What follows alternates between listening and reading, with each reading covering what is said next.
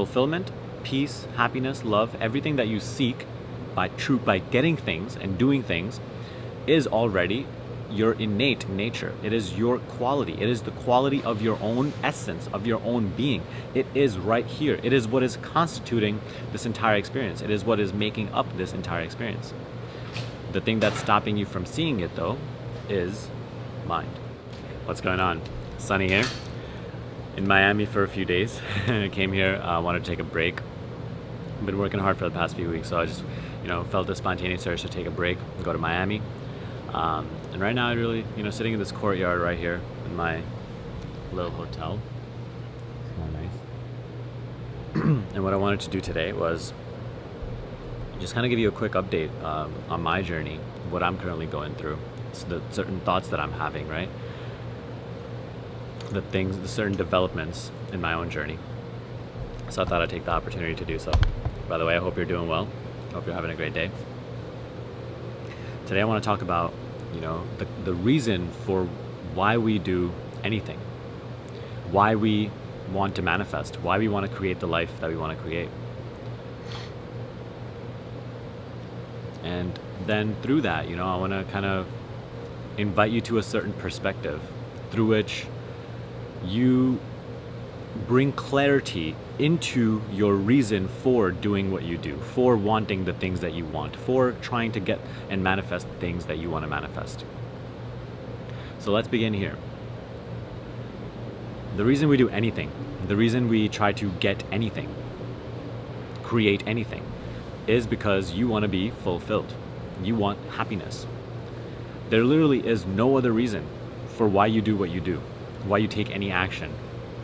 You want to be fulfilled. And we're conditioned in a way, right, especially the people who, are not going through self-development or spirituality. In those cases, it's even a more severe conditioning, but even spiritual people, quote unquote spiritual people who have understood that I'm not my thoughts, I'm not my beliefs, we still operate so heavily under that conditioning where we do things for fulfillment. We have this paradigm where we do this in order to get this so I can be this way, feel fulfilled. At the end of the equation, it's always fulfillment and happiness. That's all we want ever. And we believe that by doing certain things, we can get certain things, and then we could feel the way we want to feel. And this is the primary delusion. And when we read certain books in our spiritual journey and go through this process, we're like, oh yeah, be, do, have. I understand this process. But again, we fall because we're so conditioned. We're heavily programmed to go the other way, where it's like, do this so you could have this, so you could feel this way, feel fulfilled, happy. So even when we know this concept, we still fall into that same programming, which is do this, have this, and be this. Whereas, again, everything that you want is because you want to be fulfilled. So what I'm proposing today is that suffering is born out of the mental projection that you are not already fulfilled. When you are in the chase for things or goals or achievements, you are under the unconscious assumption that you are unfulfilled in this moment. And that is the primary delusion of life. That you are not whole, that you are incomplete, that you need to do something or to have something in order to be fulfilled and happy. And what projects this, what creates this delusion? It is mind. It is your thoughts about this moment. It is your interpretation about this moment that suggests to you that you are unfulfilled and unhappy, and that you need something in order to become fulfilled and happy. And this sparks the chase for things, for external validation, for love, for relationships, for achievement. And so if you really want to go deep in this journey, right? If you want to stay on the surface and just chase and manifest and whatever, go ahead, do it. There's more power to you. I'm not suggesting let go of your goals, but what I'm suggesting is if you truly want to go deep in this journey, as you manifest, as you go towards your goals, become conscious of the fact that you are chasing fulfillment. right? And this is exactly the phase that I'm currently going through. This phase where now I've literally created what I truly want to create, right? Like when I got into this journey, my mind had a lot of bigger desires and all these things that I thought I wanted, that I was conditioned to want. But as my intentions got more and more refined, my desires got more and more refined, came to a place where I realized that life is truly like external reality, and even my character is the way that I want it to be. But the mind, even then, creates this projection that you are not fulfilled.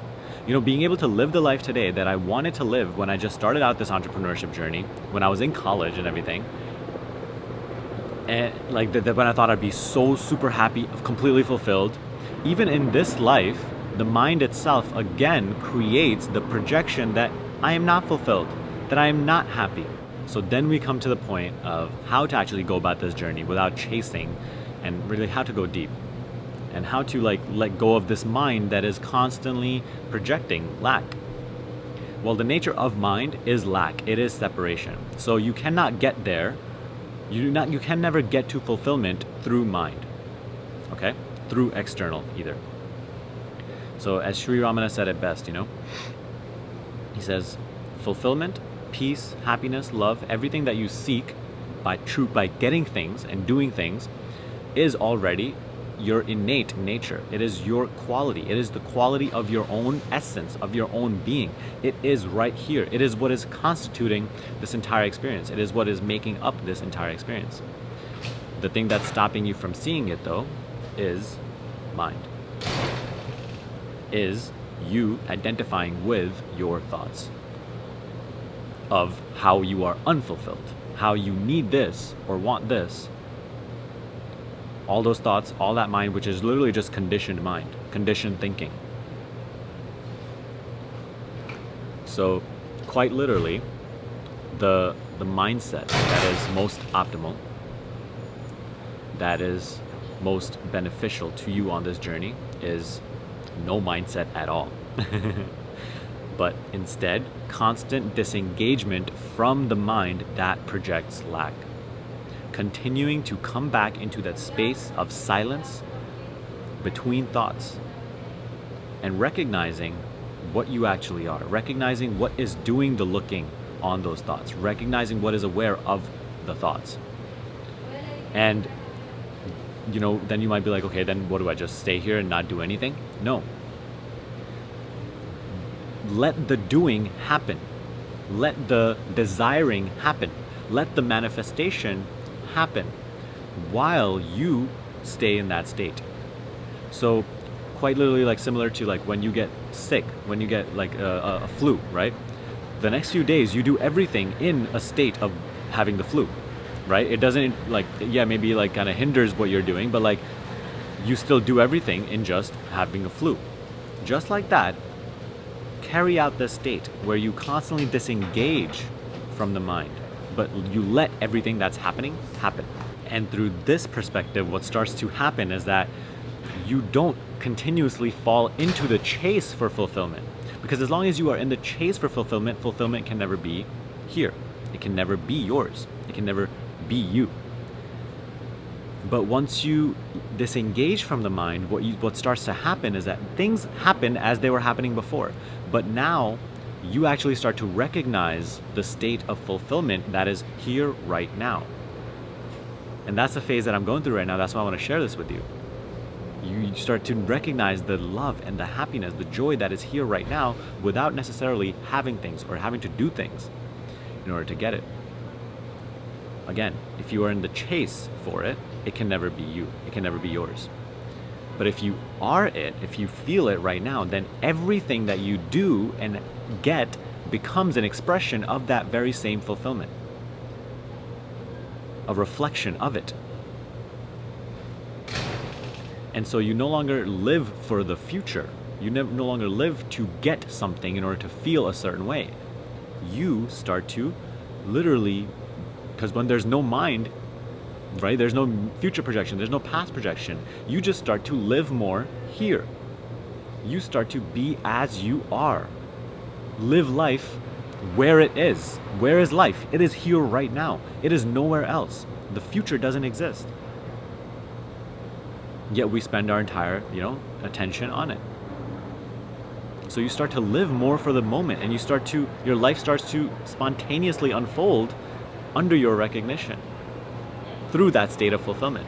So again, let the desiring happen, let the chase for your goals happen, but no longer through mind. Trust me, when you disengage from the mind more and more, everything still happens, the process still happens, but you no longer buy into the projection of lack, of unfulfillment or non-fulfillment, of unhappiness. Rather, now the process, as it's unfolding, it unfolds as a reflection of your state of fulfillment and peace and happiness. And you're no longer reactive to everything. So what I just described right now, when you actually start to put it to practice and start to, apply this to your life and start living from fulfillment rather than constantly being in the chase for fulfillment, that is often times when the mind actually becomes even more turbulent, and it tries to pull you back into identification with it, into all of those concerns, all of those fears. So it will project certain things like, if you continue to be in this silence, right? If you try to operate from this silence, from this fulfillment of this teaching, that you're going to lose what you have, or how are you going to achieve your goals, right? All these thoughts will come into your experience. But that is when you have to actually double down into this teaching, double down on your silence rather than engaging with these mental concerns, because at the end, that's all that they are. All of these thoughts that come in that project a future in which you will lose what you have right now, or in which you will not get what you are trying so hard to get, they're all just thoughts. It's all just mental projection that creates, again, that sense of lack, that sense of non-fulfillment. So in that moment, rather than engaging with these concerns and believing in the reality of these concerns and fears, what needs to be done is the opposite, doubling down on silence and disengaging from even these concerns of losing something. And that is when the paradoxical thing starts to unfold, where now giving up these concerns and living from fulfillment, now what you want actually is more possible for you. It starts to unfold through you in a more effortless manner. And that's the paradoxical nature of this journey.